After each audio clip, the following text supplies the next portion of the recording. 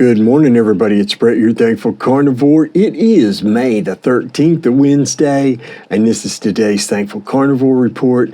I so appreciate you taking time out of your day to listen to me ramble on about things related to the carnivore way of eating and other issues I find interesting. It's what we're going to be talking about today is other issues. And I appreciate it if you check me out across all my social media at thankful.carnivore on Instagram, on Twitter, where those crazy meat-eating savages are still running wild. They're just out of control there.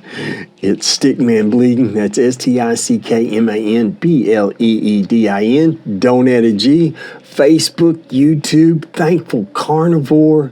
Please remember, you can get a 30-minute carnivore coaching session from meatrx.com for under $20.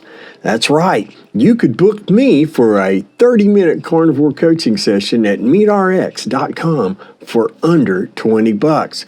Please check it out. We'll set you up for success. Yes, we will. Okay, my friends, today's talk is entitled Without Freedom. And I'm going to keep this simple. I'm not going to ramble on too long, I hope and pray. But there is no safety without freedom. We've had a lot of people willing over these past couple of months with this virus nonsense. Oh, let's give up. We got to lock everything down. People need to restrict this, and no, you can't do that, and you can't go to church, but you can keep the liquor store open, and school's not essential, but keeping the liquor store open is. There is no safety without freedom. I will always put my freedom before safety and before health, because without freedom, there is no safety, and health is always at a greater risk of failing. Without freedom, we have less of anything good. Without freedom, the future is bleaker. The need for hope is ever greater. There is no upside to living without freedom. There's no upside to living without freedom. Period. There never has been. There never will be. My friends, it's time that we start living as free human beings instead of peasants subject to the will of their feudal overlords. Stop and look for a minute. In just a couple of months of this quasi-pseudo-socialism, we've had our access to health care restricted. Severely restricted, in fact. In order to not to protect people, but to not overwhelm the system. So we have compromise the quality of our life in Western civilization to prevent a medical system from being overwhelmed. A medical system, I might add, that practices disease management instead of health creation. So to support a system that directly works against our best interest, we gave up freedom. And what have we gotten for it? What have we gotten for it? We're all still going to get this virus. Some of us most of us will be asymptomatic. There's no way that you can bubble yourself off and not get this virus. If you're going to actively be a part of civilization, you're going to get it. And most of us aren't going to have a problem with it. Some few folks with serious, well-documented medical issues, obesity, and then insulin resistance, any type of autoimmune disorder, you're at great risk.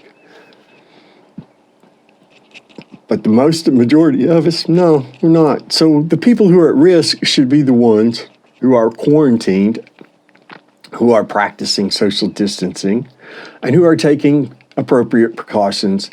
Everyone else should be free to go to work, to pursue life, liberty, and happiness, which right now we are being denied access to. And I think it's time that we start saying enough. Just look at how our food supply has been interrupted and threatened by this nonsense. And then there's the people who thrive on chaos.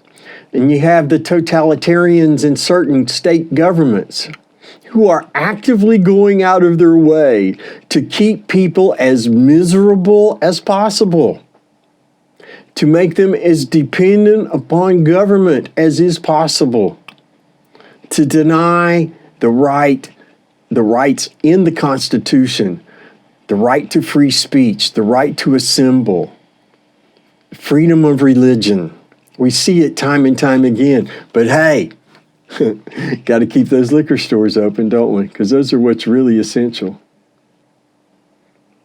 My friends, I've said from the get-go, we should respect any virus. COVID-19, the flu virus, and we should do what is required to honor that respect. Namely, we should take care of our bodies. Maintaining a healthy, robust immune system means your odds of being struck down by any virus are immensely reduced. And yet, we don't see that in the media. We don't see how to combat these things. No. We just see doom, despair, and misery. My friends, it's time to flip the paradigm. It's time to switch things around. It's time to stand up and say, enough is enough. This isn't working.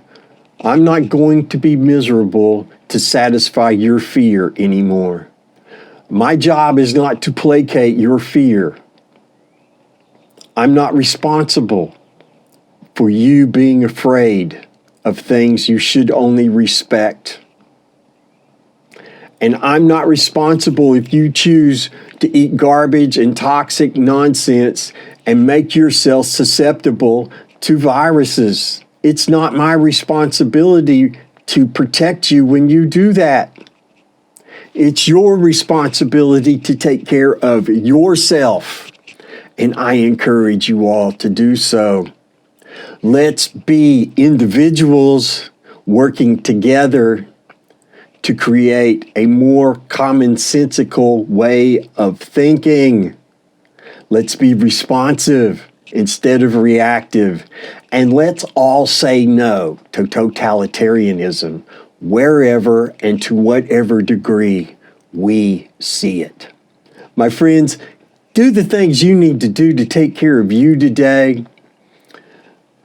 Maintain your freedom. Vote in every election you can for the candidate you believe supports your right to be a free individual. Eat your meat, drink your water, have a beautiful day, and never ever forget you've got something to be thankful for. Take care.